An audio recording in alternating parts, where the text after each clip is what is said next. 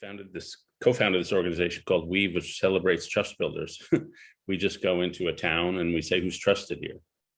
And within a few minutes, people will give us stories and they'll introduce us to people. And you never know who it's going to be. There's a neighborhood in DC where I am called Columbia Heights. We went in and said, who's trusted here? And it turns out there was a guy who worked at one of the parking garages taking the money. And he had a thing, he loved studying city zoning regulations. So if you needed to do something with the city, you went to the guy in the parking garage and he would help you out. And so he was like just a reliable, trusted person in that community. We have a friend named Sarah Heminger, who runs an organization in Baltimore called Thread. And Thread takes, I think they're up to like 2,000 underperforming Baltimore students. And they surround them with 4 volunteers who really are extended family, who bring them to school, feed them lunch, stuff like that. And then 8 others called grandparents, and then 12 more collaborators.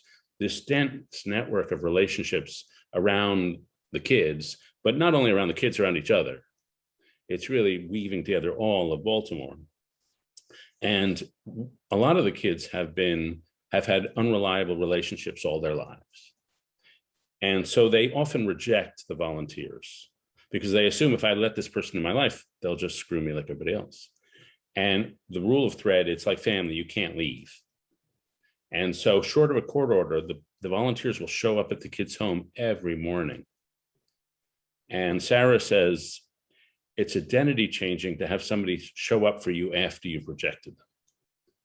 And it's identity changing to be the one rejected. And so that creates these intense relationships where even when I rejected this person, I could still count on them. That just sends a powerful signal. And we all know people in life who had very few trusting relationships, but they really prospered in life because they had one. And one is just really powerful. And one of the things Sarah is brilliant at is creating a culture of trust. And so there are certain maxims in her organizations. One of them is show all the way up.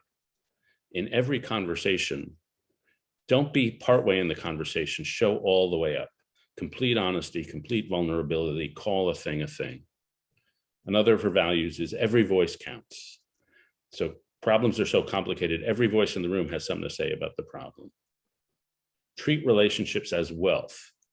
The true wealth in your organization is the relationships in the organization, and orient your organization around them. Fail forward. Life is full of failures, but at least you can iteratively fail forward. And so Sarah has this culture, not only her, that's now a big organization, this culture of complete vulnerability, you can't have trust without vulnerability. It's slow unveilings of vulnerabilities is trust. And so I told a story, I wrote this in one of my books, about a woman named Michelle who was on the board of Thread, not even a volunteer. And she was in this habit of showing all the way up, and the board meetings were so vulnerable. She told a story which she had never even told her husband, which was that when she was a kid, her dad abused her, punched her. And she's an Asian American woman. She said, I was glad I had black hair because you couldn't see the welts on my head where he punched me. And she told this story to the board. And after she told the board, she thought, oh, I better go tell my husband and my family. And it was that culture of vulnerability that opened her up. And then she wrote a letter to me about just describing this really being changed. So she's become a person who, even with a letter to a journalist, was trusting me and was willing to be vulnerable. And I do think these special organizations are able to create that culture where you're going to lean forward into vulnerability. And I'll just say this, I'm not going to pull the age card too often, but my at Weave, my interns one year, we had about 7 or 8, and they said, David, we don't think you know us. So we'd like to spend a day with you looking at our childhood photos. And this was unusual. And my mentor when I was 22 was William F. Buckley.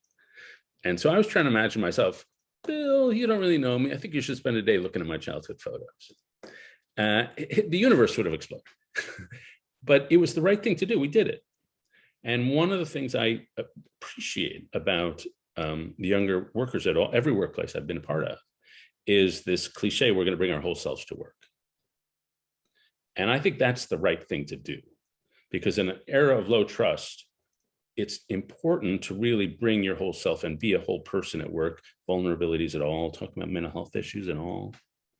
And for those of us over a certain age, it's going to be uncomfortable for us. But I still think it's the right thing to do. And that's part of creating a culture where people are learning to trust each other.